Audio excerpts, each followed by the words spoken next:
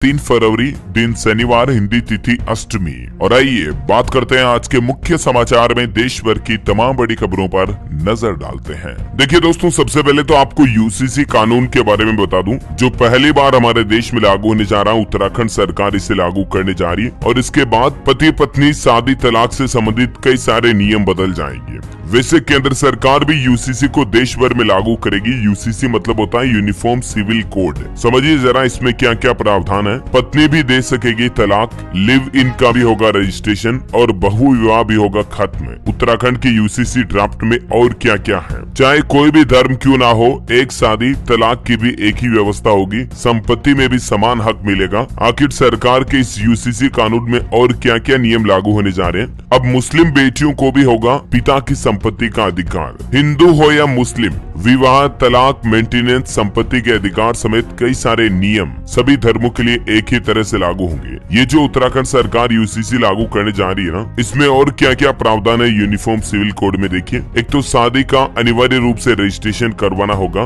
ग्राम सभा स्तर पर भी रजिस्ट्रेशन की सुविधा होगी। कोई भी जाति, धर्म, संप्रदाय हो, तलाक का एक ही समान कानून होगा। पॉलीगेमी या बहु विवाह पर भी रोक लगेगी। सभी धर्मों में बच्चों को गोद लेने का अधिकार मिलेगा। हालांकि दूसरे धर्म के बच्चों को गोद नहीं लिया जा सकेगा। हलाला और इबादत जैसी प्रथाएं बंद होगी। जो कि मुस्लिम धर्मों में इस तरह की प्रथाएं होती हैं, वो बंद की जाएगी। उत्तराधिकार में लड़कियों को भी लड़कों के बराबर का हिस्सा मिलेगा संपत्ति में। और लिव इन रिलेशनशिप का भी रजिस्ट्रेशन करवाना होगा। आधार कार्ड अनिवार्य होगा इसके लिए। और 18 से 21 साल के जोड़ों को माता पिता की सहमति का पत्र भी देना होगा, है ना। तो अब आप समझ पा रहे होंगे कि ये यूसीसी कानून जो देश भर में जब लागू होंगे तो ये सब नियम बदल जाएंगे पूरे देश में। हालांकि अभी उत्तराखंड सरकार ये यूसीसी कानून लेकर आ रही है और भी इसकी क्या क्या महत्वपूर्ण बातें आप स्क्रीन पर देख सकते हैं। उत्तराखंड सरकार को यूसीसी कमेटी का ड्राफ्ट भी मिल चुका है और इसे आज कैबिनेट में रखा जाएगा। फिर 5-6 फरवरी को विधानसभा में पेश किया जाएगा इसे। यहाँ तक कि असम में भी यूसीसी लागू हो सकता है। मुख्यमंत्री हिमंत बिश्व शर्मा की तरफ से संकेत दिए गए और बोले कि हम अपना खुद का मॉडल लेकर आएंगे। और इतना ही नहीं, असम राज्य के मुख्यमंत्री हिमंत बिश्व शर्मा ने भी कहा कि बहु विवाह पर प्रतिबंध लगाने के लिए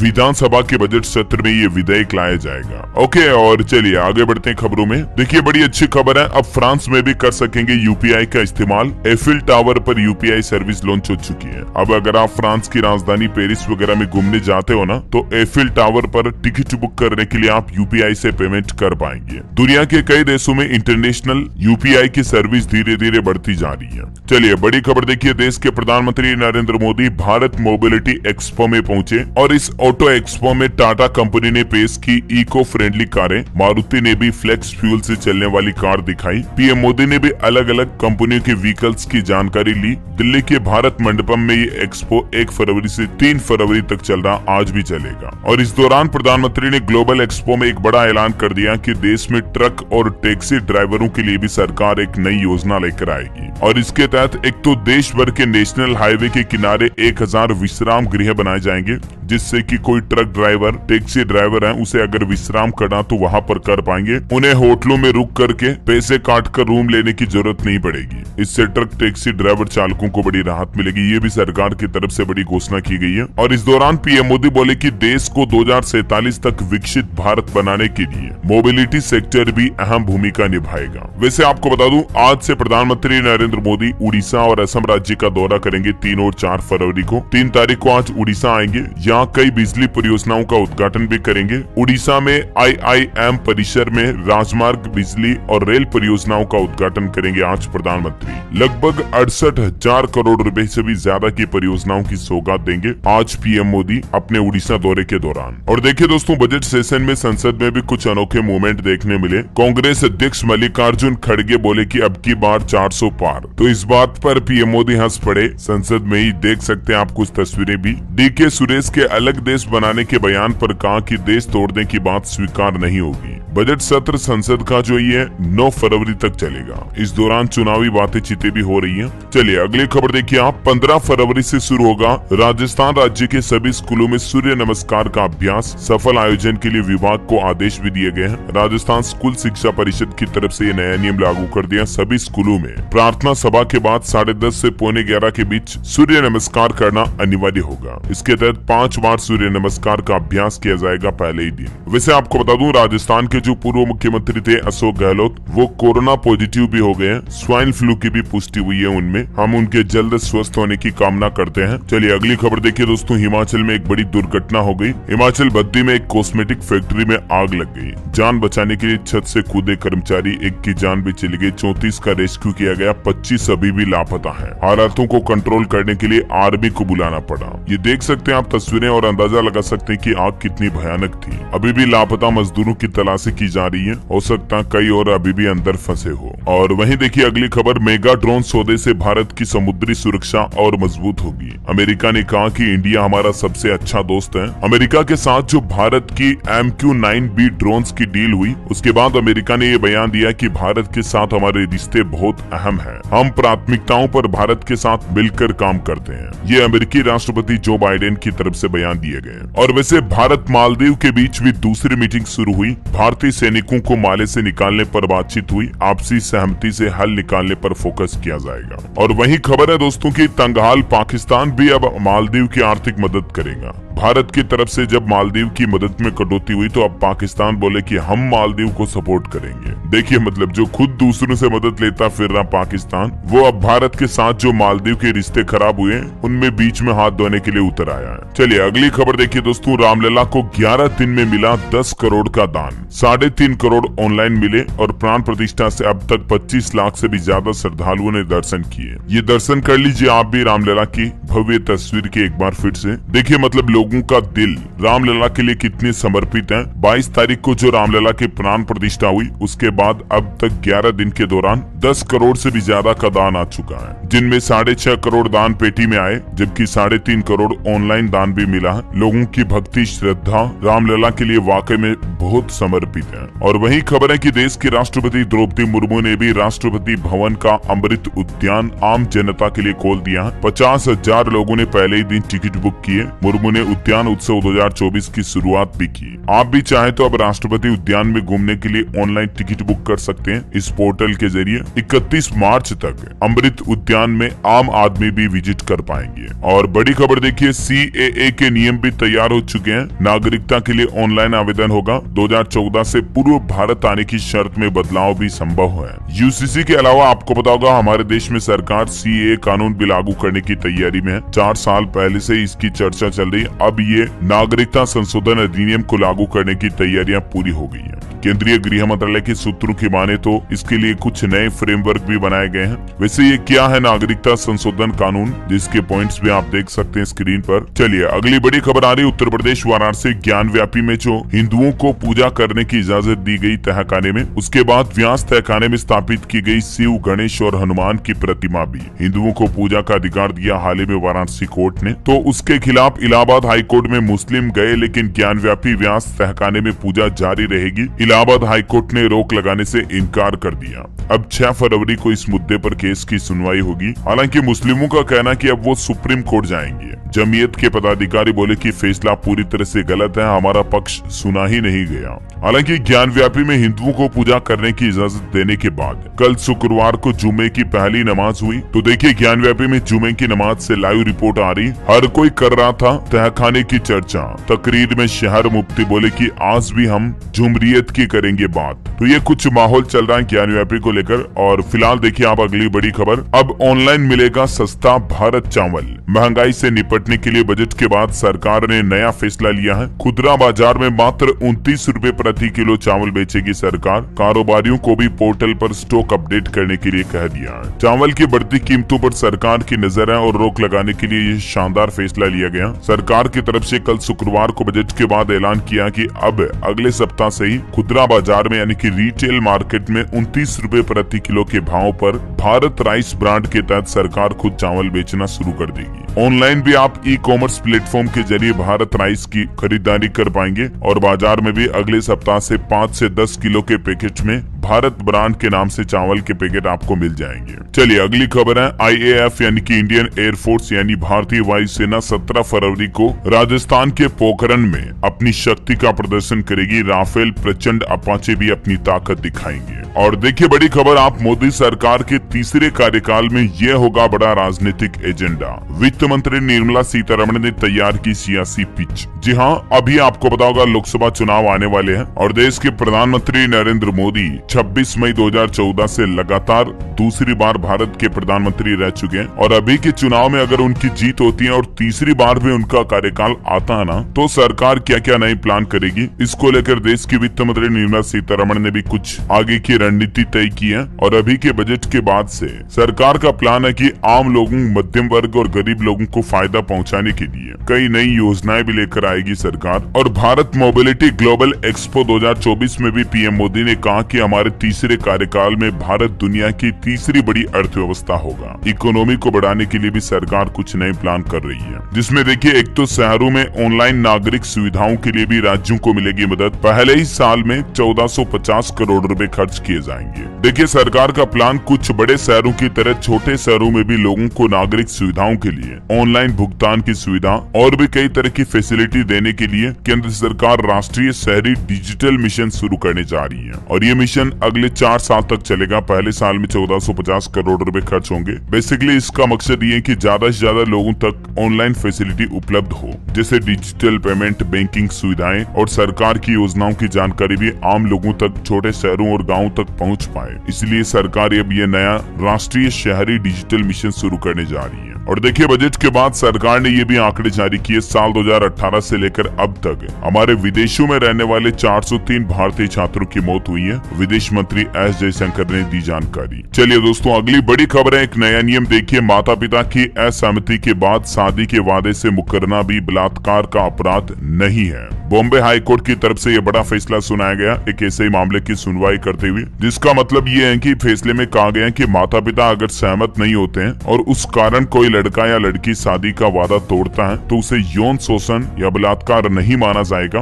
यानी पहले से अगर कोई लड़का लड़की रिलेशनशिप में रहते हैं और फिर लड़का अपनी शादी के वादे से मुकरता है इस वजह से क्योंकि उसके माता पिता सहमत नहीं थे, तो इस आधार पर लड़की उस लड़के पर कोई यौन शोषण या इस तरह के जबरदस्ती के अपराध या ब्लेम नहीं लगा सकती है। ये बॉम्बे हाई कोर्ट की तरफ से एक महत्वपूर्ण फैसला सुनाया गया। चलिए अगली बड़ी खबर देखिए, मार्केट से अपडेट आ रहा, पेटीएम का शेयर 2 दिन में ही 40% तक टूट गया। देखिए कितना बड़ा नुकसान हुआ पेटीएम स्टॉक इन्वेस्टर्स को, क्योंकि अभी हाल ही में जो भारतीय रिजर्व बैंक RBI की तरफ से एक दिन पहले ही पेटीएम पेमेंट्स बैंक को बंद करने की घोषणा की थी। 29 फरवरी के बाद तो बंद ही हो जाएगा। उसके बाद पेटीएम का स्टॉक पहले ही दिन 20% तक और दूसरे दिन तक 40% तक गिर गया। हालांकि पेटीएम के CEO ने RBI के इस फैसले के बाद ट्वीट किया और लिखा कि 29 फरवरी के बाद भी पेटीएम करो। ग्राहकों का कंफ्यूजन दूर करते हुए उन्होंने कहा कि पेटीएम पेमेंट्स बैंक की सेवाएं भले ही बंद हो जाएगी लेकिन पेटीएम फिर भी चालू रहेगी। ये देख सकते हैं आप, विजय शेखर शर्मा की तरफ से ट्वीट किया गया। और वहीं निवेशकों के लिए एक और अपडेट आ रहा, 5 फरवरी से ओपन होगा APJ सुरेंद्र होटल्स कंपनी का IPO। 12 फरवरी को स्टॉक मार्केट में लिस्टिंग होगी। निवेशकों को एक स्लॉट के लिए मिनिमम 14,880 रुपए इन्वेस्ट करने होंगे। इस IPO की कुछ और तारीखें आप देख सकते हैं। और अगर आप निवेश करते हो तो इस कंपनी के पिछले कुछ 2-4 सालों के फाइनेंशियल आंकड़े भी देख लीजिएगा। चलिए अगली खबर है दोस्तों, अटल सेतु के बाद मुंबई को मिलेगी कोस्टल रोड की सौगात। पीएम मोदी 19 फरवरी को इसका शुभारंभ करेंगे। ये कोस्टल रोड का पहले चरण का उद्घाटन किया जाएगा। जी हाँ, और इस रोड की खासियत ये दोस्तों की समुद्र के अंदर बनी देश की पहली सड़क है मुंबई कोस्टल रोड, जो कि समुद्र के अंदर से बनाई गई है। ये तस्वीरें देखकर आप अंदाजा लगा सकते हैं। ये कोस्टल रोड बन जाने के बाद 10 किलोमीटर से ज्यादा का सफर महज 10-12 मिनट में तय किया जा सकेगा। ये भी एक शॉर्टकट होगा, मतलब इसकी कुल लंबाई 29 किलोमीटर से भी ज्यादा है। चलिए दोस्तों अगली खबर देखिए, झारखंड के जो नए मुख्यमंत्री बने चंपई सोरेन, उन्होंने पाकुड़ में कांग्रेस की भारत जोड़ो न्याय यात्रा में भी भाग लिया और अब उन्हें 5 फरवरी को अग्नि परीक्षा से गुजरना होगा, यानी उन्हें विधानसभा में अपना बहुमत साबित करना होगा।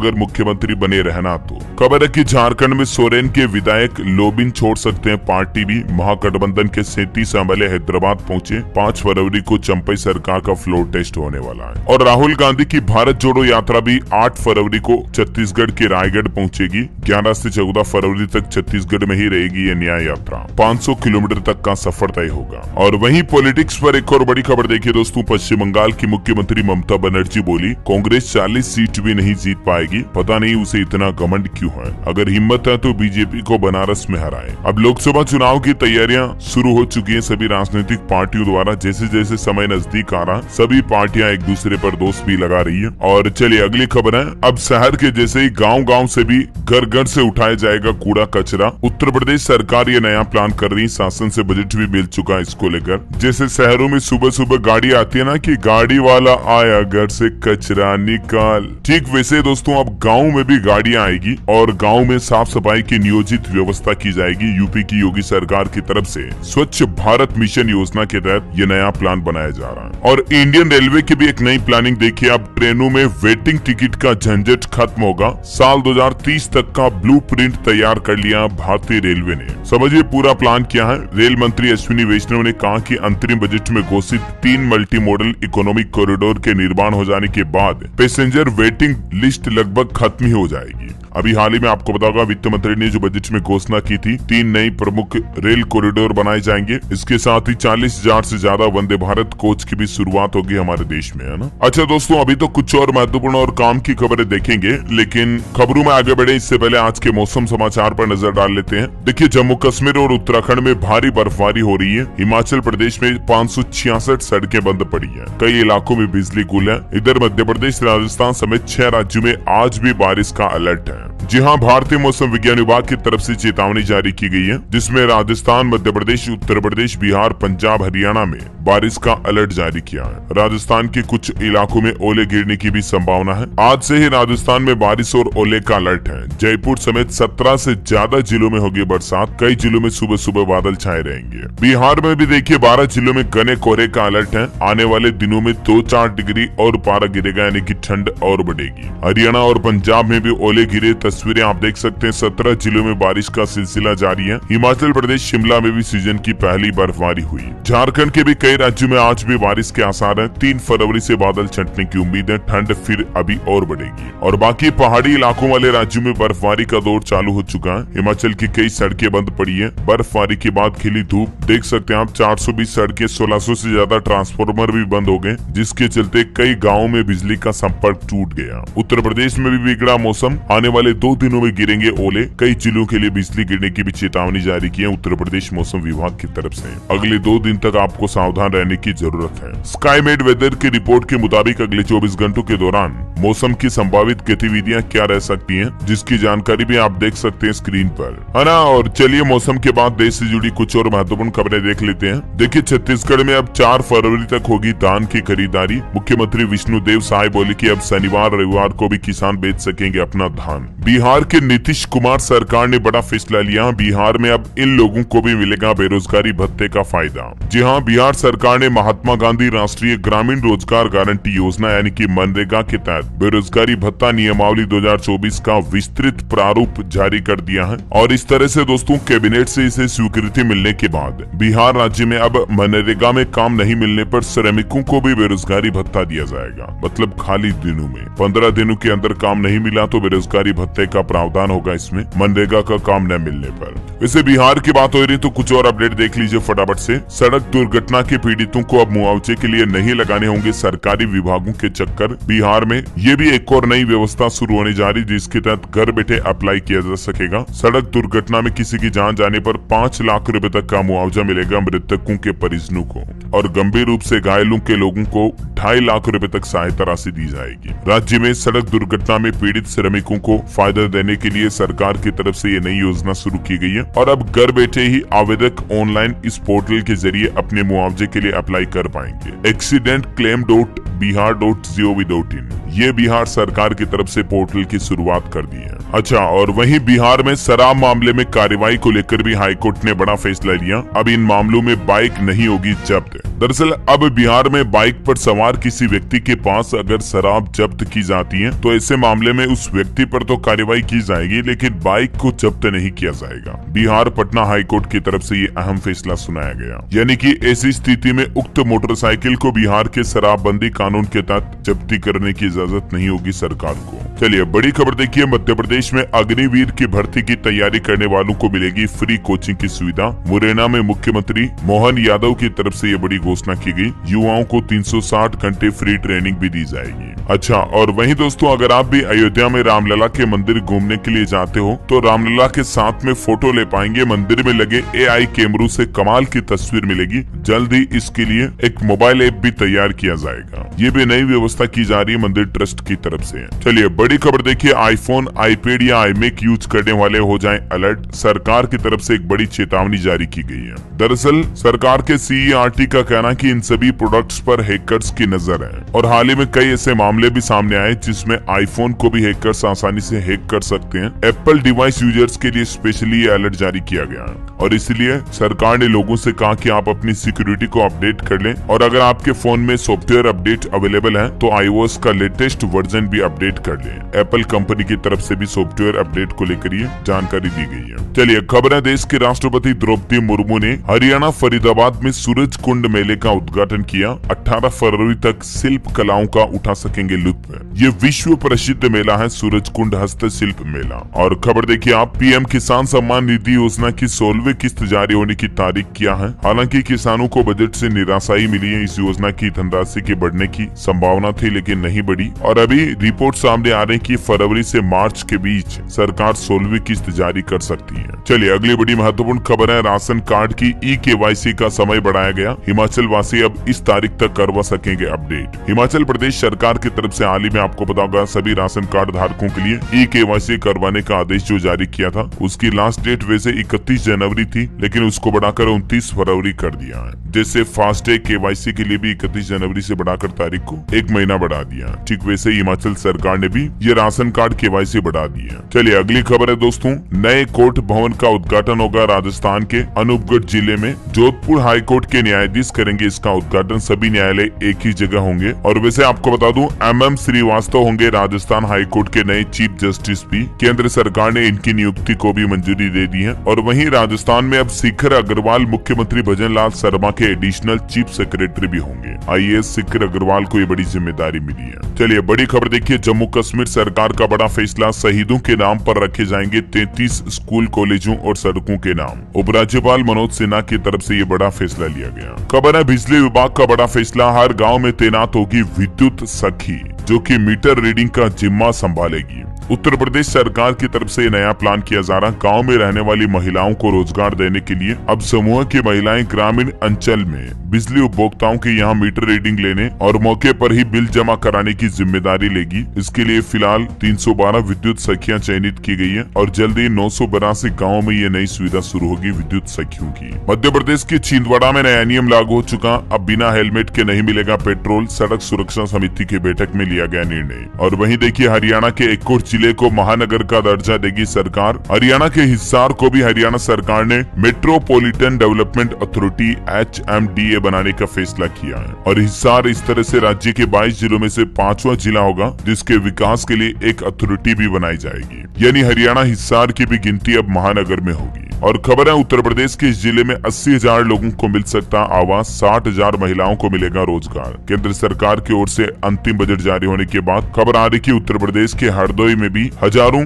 बेघर लोगों को उनका आवास मिलने की संभावना है। 60,000 महिलाओं को भी रोजगार मिलेगा लखपति दीदी के रूप में। और वैसे बजट के बाद हमारे देश के केंद्रीय स्वास्थ्य मंत्री ने घोषणा की है कि हर जिले में होंगे मेडिकल कॉलेज। केंद्र और राज्य सरकार दोनों इस पर खर्च करेगी और मेडिकल कॉलेजों की संख्या बढ़ाई जाएगी। जो वित्त मंत्री ने निर्मला सीतारमण ने बजट में भी घोषणा की थी, आपको पता होगा। वैसे बजट की बात हो ही रही तो आपको बता दूं, रेल बजट को लेकर भी सरकार ने जो आंकड़े जारी किए उसमें उत्तर प्रदेश को सबसे ज्यादा 20,000 करोड़ का बजट मिला है। बिहार दूसरे नंबर पर रहा। और भी आप कुछ राज्यों की लिस्ट और आंकड़े देख सकते हैं कि किस राज्य को कितना रेल बजट मिला है। और वहीं देखिए मनरेगा के बजट में भी 26,000 करोड़ की बढ़ोतरी से चमकेगी उत्तराखंड की तस्वीर, रोजगार के बढ़ेंगे अवसर। बिहार को मिलेगा 7,500 करोड़ का ब्याज मुक्त लोन भी। इसके लिए केंद्र सरकार की कुछ शर्तें भी पूरी करनी होगी, जिनकी जानकारी भी आप देख सकते हैं। और उत्तराखंड में G20 के आयोजन वाले क्षेत्रों में होगा पर्यटन का विकास, सुविधाएं बढ़ेगी, सरकार यहाँ वैश्विक ब्रांडिंग भी करेगी।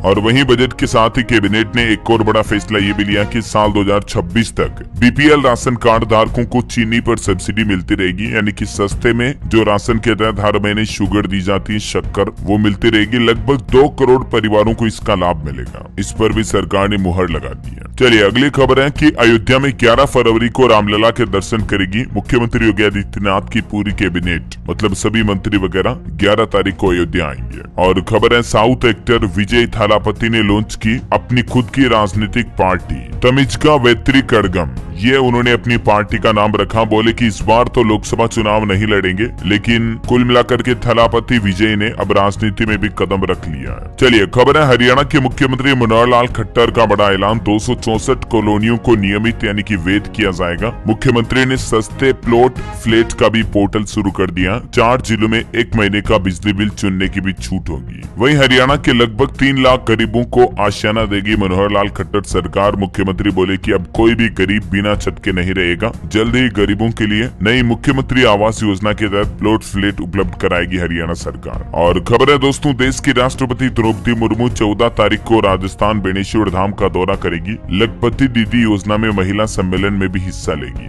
बड़ी खबर देखिए, उत्तर प्रदेश दिल्ली के बॉर्डरों पर सुबह से ही जाम लगा हुआ है। आम आदमी पार्टी बीजेपी के प्रोटेस्ट के ऐलान से पुलिस एक्टिव हुई। झंडा लगे वाहनों पर पैनी नजर रखी जा रही है। कुछ तस्वीरें आप देख सकते हैं। और खबर है दोस्तों, टेस्ला कंपनी ने अमेरिका में रिकॉर्ड तोड़ 22 लाख गाड़ियां वापस बुलाई है। डैशबोर्ड पर गलत फॉन्ट साइज था, इससे एक्सीडेंट होने का खतरा बना रहता है और कंपनी अपनी खराबी को दूर करेगी। देखिए मतलब कंपनी कितनी बारीक डिटेल्स पर नजर रखती है। और चलिए कुछ एजुकेशनल खबरें देख लेते हैं। देखिए उत्तर प्रदेश में आयुर्वेदिक पदों पर भर्ती के लिए नोटिफिकेशन जारी हुआ। आवेदन 12 फरवरी से शुरू होंगे। 3 मार्च तक लास्ट डेट रहेगी, तब तक फॉर्म भरे जा सकेंगे। इच्छुक अभ्यर्थी इस ऑनलाइन पोर्टल के जरिए आवेदन कर सकते हैं। ये देख सकते हैं ऑफिशियल नोटिफिकेशन भी जारी किया गया। टोटल पदों की संख्या लगभग 1000 से भी ज्यादा है। और वहीं सरकारी नौकरी पर एक और अपडेट है। राजस्थान में RPSC ने संस्कृत विभाग के लिए भी 347 पदों पर भर्ती निकाली है। इसकी लास्ट डेट 6 मार्च 2024 है। 6 तारीख से ही फरवरी से ही इसमें फॉर्म भरना शुरू होंगे।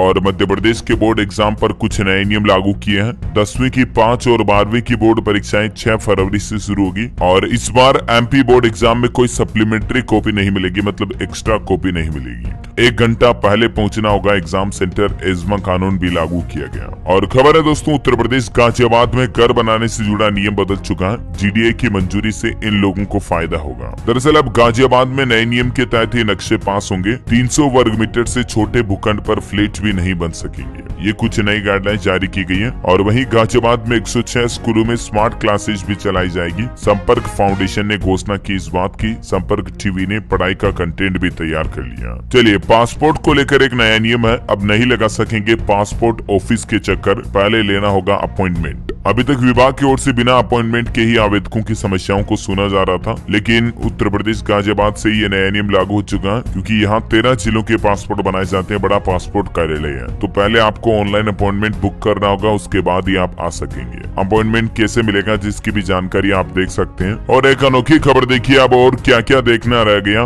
राजस्थान के कोटा में खुला निब्बा निब्बी नाम से स्टोर। सोशल मीडिया पर इस स्टोर का वीडियो भी काफी वायरल हो रहा, देख सकते हैं आप। ऑफिशियली मतलब निब्बा निब्बी के नाम से ये कोटा में स्टोर खोला गया। और खबर है अमेरिका में एक और भारतीय छात्र की मौत हो गई। वजह अभी तक साफ नहीं। पिछले 1 महीने में भारतीय स्टूडेंट की मौत का ये चौथा मामला सामने आया अमेरिका से। ये 19 साल का श्रेयस रेड्डी जो हैदराबाद का रहने वाला था। अब भारत सरकार इसकी जांच भी करेगी। और वहीं देखिए उत्तर प्रदेश के जगत गुरु राम भद्राचार्य अचानक बीमार हो गए, तबीयत खराब हो गई। उन्हें एयर एम्बुलेंस से देहरादून शिफ्ट किया गया। सीने में दर्द की शिकायत के बाद आगरा में भर्ती हुए थे। मुख्यमंत्री योगी आदित्यनाथ रात ने फोन करके उनका हाल भी जाना। वही देखिए बड़ी खबर, मालदीव से 10 मई तक सैनिक निकालेगा भारत। दिल्ली में हुई बातचीत के बाद फैसला लिया गया, पहला चरण 10 मार्च तक पूरा होगा। और खेल समाचार पर खबर है, दूसरे टेस्ट का पहला दिन यशस्वी के नाम रहा। जायसवाल 179 पर नाबाद रहे। टीम इंडिया का स्कोर 336/6 चल रहा है। भारत इंग्लैंड के बीच 5 मैचों की टेस्ट सीरीज के दूसरे मैच का पहला दिन भारतीय ओपनर यशस्वी जायसवाल के नाम पर रहा है। और अंत में आज के राशिफल पर नजर डालें। देखिए आप 3 फरवरी का कुंडली राशिफल कहता है, शनिवार को मेष, कर्क, सिंह और कुंभ राशि के लोगों को लाभ मिलेगा। मिथुन राशि के लोग थोड़ा सतर्क रहें आज। वृषभ राशि के लोगों को भी आज अच्छा लाभ मिलेगा। तुला राशि के लोगों की पारिवारिक चिंता भी दूर होगी, है ना। और दोस्तों आप मुझे